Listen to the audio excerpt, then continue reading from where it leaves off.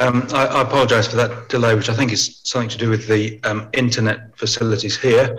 We're going to proceed now. This will not be live streamed, but it will be recorded, and therefore the link that will go onto the website later on today will have the full recording, but this is not going out live. During the break we've had, I think the issue concerning Wade Smith's statement has been resolved, so we need to deal with that. And that will. It has been resolved. Yes. No, thank you. And that means we don't have to deal with that. And the transcript with the necessary redactions will go on this afternoon or tomorrow. Good. Thank you. Thank you all. Mr. Hire, I think we were with you. Yes. Thank you, sir. And I have only. I believe there was one final point that was made by my colleague in terms of the case of Claude Skelton-Klein versus the Cabinet of the Virgin Islands. This is the decision of Mrs. Justice Ellis reaffirming the importance of the principles of Cabinet collective responsibility and confidentiality in this territory. And the point that was taken, if I've understood it, is that in that case, Cabinet papers were authorised by the Cabinet for disclosure to the judge. In that case, the only point I would make on that is that in this case, Cabinet has similarly so authorised that all Cabinet papers sought by the Commissioner have been presented to him. That has been done, as well as, of course, the more pertinent subject for today's hearing, which is the Cabinet minutes and the drafts and the notes. But that's the only final submission I'd make on that, sir. Thank you, Mr. Hire. Can I just raise one final point with you, and that is the position of the Governor. The Governor attends Cabinet meetings. He chairs Cabinet meetings, but he's not a member of the Cabinet.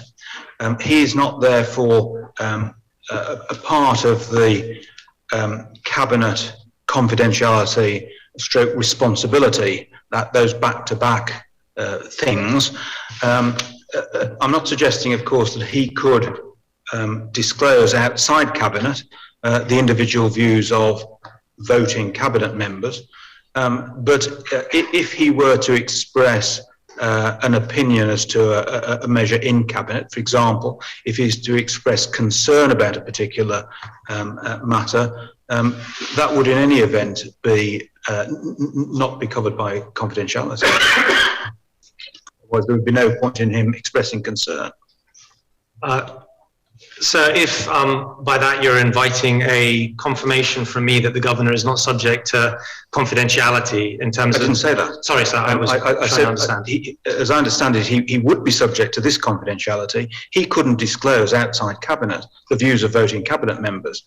But there's nothing to prevent him is the having expressed, say, concern about a measure. He can't vote. He can't vote against it, but if he expresses concern, there would be no problem about confidentiality in respect of that. If he expresses concern within Cabinet, in other words, he is able to express concern within Cabinet, subject to its strictures. Yes, sir, I believe that's right. He could express concern within Cabinet, subject to its strictures of confidentiality. No, I don't think you got the point yet. I accept that he is subject to confidentiality to this extent, that he cannot disclose outside Cabinet the views of voting Cabinet members who are subject to joint Cabinet responsibility. But if he expresses concern about a proposal, which it's open to him to do, you're not saying that that would be confidential. Well, it's not been the focus, I have to say, of my submissions today in particular. I think I'd want to take that under advisement, if I may, if you are inviting a specific response on his position in that respect. No, I'm happy for it to be dealt with later, but it's something that we are going to have to address, particularly bearing in mind the position statement lodged by the ministers on governance at 7 o'clock yesterday, and that's not a criticism of when it was lodged. It's just come in, so we haven't had time to consider it properly yet. But it seems to me that that's an issue that may crop up in due course. Understood, sir. Thank you. We will consider it further. Okay. So I propose now to give a short ruling on these submissions. The background to this hearing is that it has been clear from the outset that cabinet decisions, some cabinet decisions would fall within the purview of the subject matter under inquiry in this COI. Indeed, in the initial hearings, a number of ministers referred to matters upon which Cabinet either made a decision or approved a decision. That was the subject matter of questions put to them. Consequently, some months ago, letters of request were sent to the Cabinet Secretary seeking production of various Cabinet documents. It is unnecessary to go through the long saga of correspondence passing to and fro in relation to those requests, although long saga it has been. Yesterday, further Cabinet documents were produced to the COI, which Mr. Hirey of Withers, on behalf of the Attorney General, believes to be complete. But over and above that, the position taken by the Attorney General now in relation to these documents is clear. It is set out substantively in the written submissions she has made for this hearing dated the 28th of May, drafted by Mr. Hirey and Sir Geoffrey Cox, QC, and confirmed by Mr. Hirey today. That position is as follows. In respect of Cabinet documents, they can be broken down into the following categories. 1, Cabinet agendas. 2, records of Cabinet meetings, which include finalised minutes, draft minutes, notes, and we've recently been told some oral recordings, and 3rd, Cabinet decisions. In respect of each of those categories of documents, except recordings, to which I shall shortly return, the Attorney General now takes a consistent view. That is, that all will be produced to the COI for consideration, but in respect of further publication, including making the documents literally public, she reserves her right to consider the particular documents and make an application in respect to redactions in respect of those documents as she considers appropriate. In relation to Cabinet minutes, the position again has recently become clearer.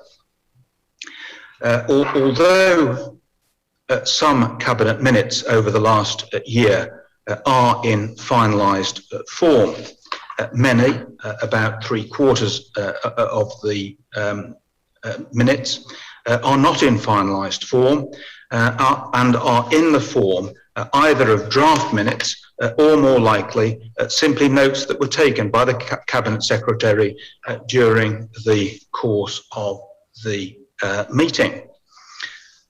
Those notes and indeed those draft and finalised minutes include, as I understand it, a summary of the positions taken by particular ministers in relation to particular proposals. Whilst I am grateful to the Cabinet, through the Attorney General, for making the concession as to production of those documents to the COI, that concession was no doubt taken after advice and after taking into account not only the public interest in Cabinet proceedings remaining confidential, but also the public interest in the work of the COI and its terms of reference. With respect to the submissions that I have seen and heard, although it is not for determination now, it seems to me that the Cabinet had little option. However, it is said in relation to the recordings that they are in principle different from the minutes and notes of Cabinet meetings which have been disclosed, and that I can and should now determine that as a class of documents, those recordings need not be disclosed to the COI at all. In both the written and oral submissions, Mr. Hirey has elaborated upon those submissions with reference to well-established principles in relation to Cabinet government. For example, that Cabinet business is conducted in confidence as a quid pro quo, in effect, for joint Cabinet responsibility, and he submits with force the public interest in that confidence is a matter of considerable weight. However, he accepts that public interest in maintaining that confidence may be outweighed by countervailing strands of public interest. And consequently, whilst the principle of Cabinet confidentiality is of great importance, it is not rigid, and its application, he submits, can be outweighed if another important public interest so dictates. He has referred me to a number of authorities in support of that principle, which is, again, well established. I do not find any force in these submissions which go to the proposition that I can and should now determine that as a class of documents, none of the recordings need be disclosed to the COI. They are, in my view, clearly subject to the same principles that I have outlined, and the same balance of public interest which Mr. Hirey accepts applies.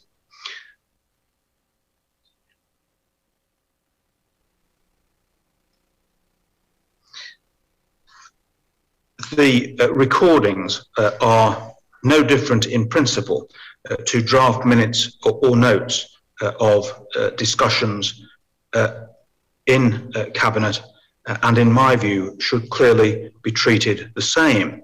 That is, that whilst the Commission of Inquiry should be allowed to listen to any relevant parts of the recordings, any further publication should not be made without the Attorney General having a proper opportunity to make submissions with regard to whether a disclosure is overall in the public interest.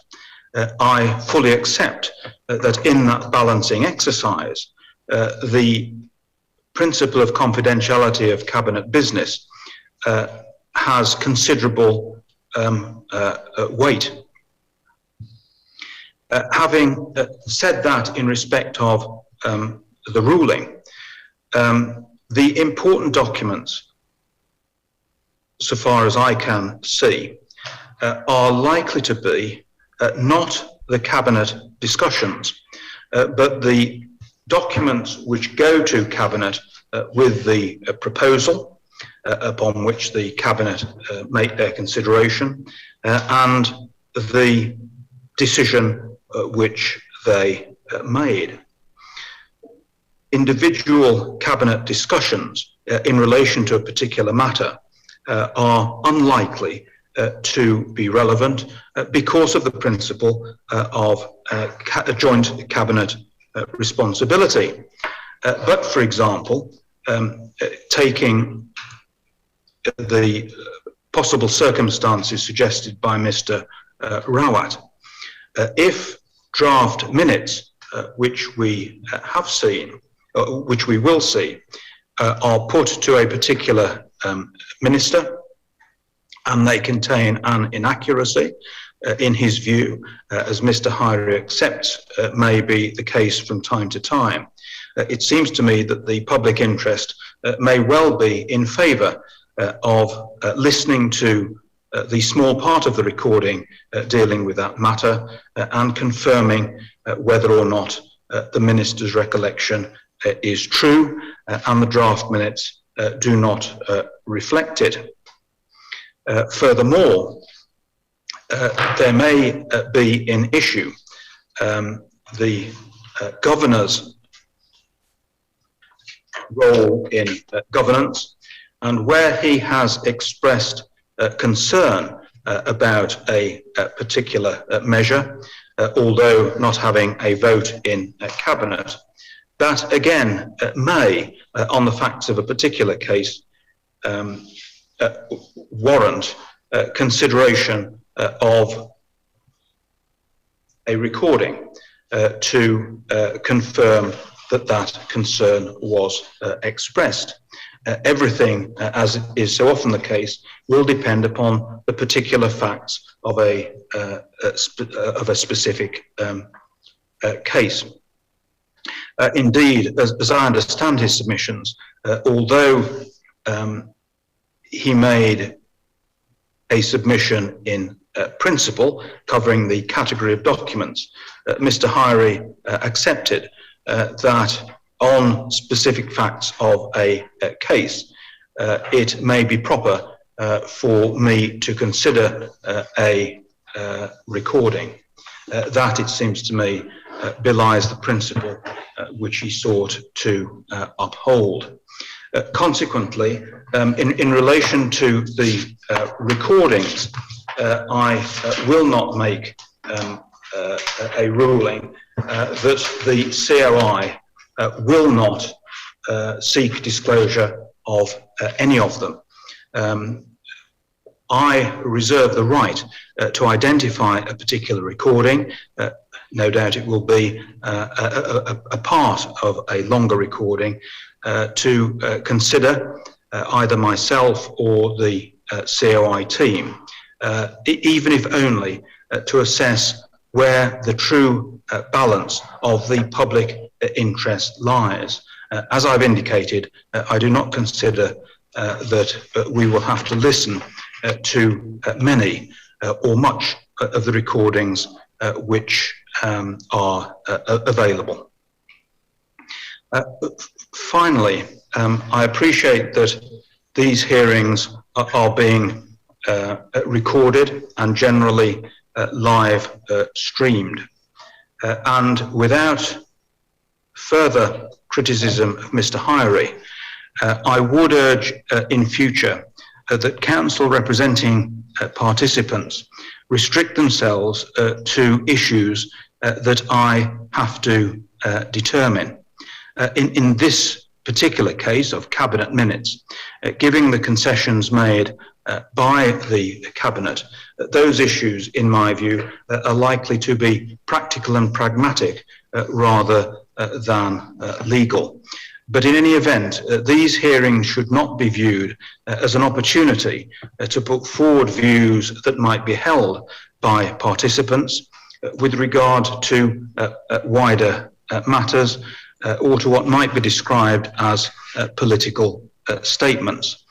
Such statements do not help me, and indeed they are positively unhelpful to the process I am conducting. Mr. Hyrie's suggestion during the course of his submissions that the whole independent process which I am engaged in is undermined because the Foreign, Commonwealth and Development Office might have access to documents, including the recordings, he said, if they were to be disclosed, to which only I and my team in fact have access, was, in my view, an irresponsible suggestion and certainly an unfounded one. I have accepted his apology, but I do not wish to have any repetition from any counsel for any participant. Good. Mr. Rowett, is there anything else? Sir, I don't believe we have any further business to deal with in this hearing today. Mr. Hyrie, anything else? No, sir, save if I am unmuted, to simply say that, as I had, I hope, clarified, no imputation was meant with regards to your independence at all, sir. I was, I believe, merely stating what I had understood to be the position represented on multiple occasions with regards to the data controller position. I am corrected on that. I'm told that that's not the position, and nothing further to say on that, sir. Even if it were the position, it would not mean that the FCD had access to the documents. But as I say, apology accepted. But these are not helpful suggestions. What I'll do is I wouldn't propose perfecting that ruling unless someone within 24 hours indicates that they propose challenging it, in which case I will perfect it. Otherwise, nothing else? I think no, not for me, sir. Thank you. Good. Thank you all very much.